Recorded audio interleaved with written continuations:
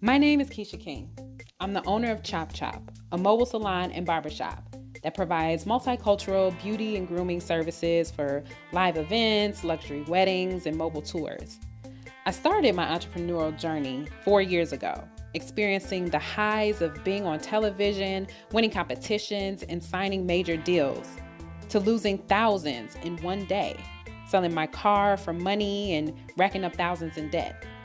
I'm sharing my journey and lessons learned to encourage, support, and prepare the next entrepreneur. I'm no expert, I'm not a millionaire, and I don't know everything. But what I do know is that there's so much more to life than working a 9 to 5. So watch as I explore the flip side. So remember how we talked about making sacrifices? Well, along with making sacrifices, we also have to set realistic expectations for ourselves as we move out of corporate America into 100% entrepreneurship. So what am I talking about with setting the right expectations? Well, let's talk about me for a minute. I went from making over $100,000 in corporate America to, chump change. But part of it comes with time. We have to also understand that entrepreneurship is a journey, and you're not going to make the same amount of money you were making in your corporate job as being a boss or owner of a business. So just make sure you're setting realistic expectations and know that it takes time. So even with having, clients and contracts and being operational, I knew that it was going to take time before I was actually going to be able to replace my salary. For some people, that may scare you. That's why it's really important to have those conversations, like I said before, with your partner, with your husband or wife, and let them know that they're going to have to help support you for a little bit while you build your clientele, while you get the business that you're hoping for. So just make sure that you know that ahead of time so that it doesn't scare the bejesus out of you, because for real, it will do that. So make sure you're setting the right expectations and you'll be good.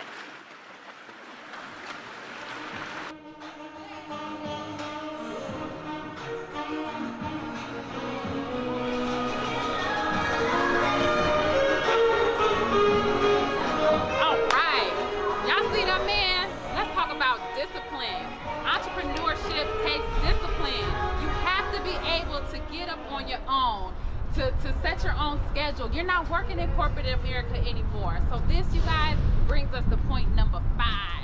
So you have to be able to be disciplined as an entrepreneur.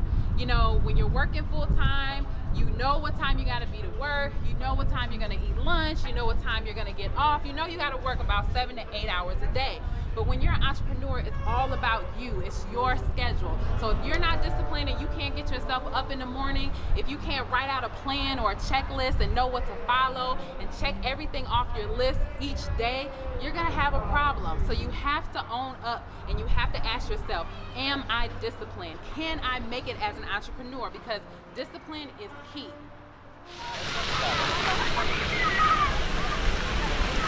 One more power play, one more power move. When you're making the transition from corporate America into entrepreneurship, you gotta make sure that you're making contact. When you are sitting at your desk, when you are going to those meetings, make sure that you have a plan to stay in contact with those people. You can do it easily by just connecting with them on LinkedIn, but make sure that you stay in contact with them. Why? Because you never know who's gonna be your next customer. You never know who's gonna be your next vendor. You never know who could be a mentor. You just don't know. So you wanna make sure that you stay in contact with the people that you work with. That's the easiest way to gain business. A lot of times it's about who you know, right? It's all about networking. It's not what you know, it's who you know. And the only way that you're going to be able to flourish off of that is if you keep in contact with those people. So add them on LinkedIn. Give updates on what you're doing. Once you make the transition, everybody's gonna wanna know what you're doing.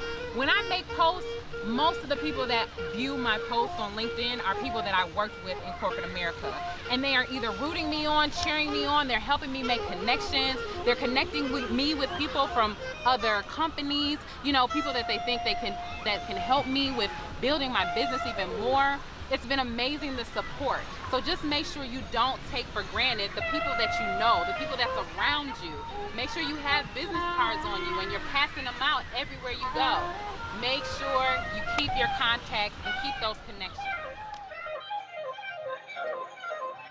Next time, on the flip side, find out what mistakes I made that almost chased me away from starting a business.